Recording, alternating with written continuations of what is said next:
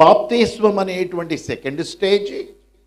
ఈ second stage తరువాత third stage ఏంటి అని అంటే, మన హృదయాన్ని దేవునికి ఇచ్చేసాం కాబట్టి, మన హృదయము మన తలంపులు దేవుని యందు గుప్తమై ఉన్నాయి కాబట్టి, God will give a gift.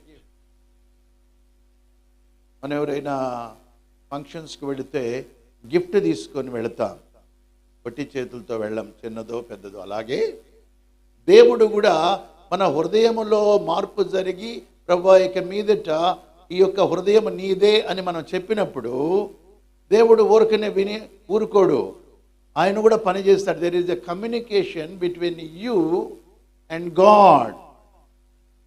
దేవుడు మనకన్నా ఆత్మ సంబంధమైనటువంటి పవర్ కలిగిన వాడు. మనం ఎప్పుడైతే ప్రభువుకి ఇస్తామో పరిశుద్ధాత్మ అనే ఆ యొక్క వరం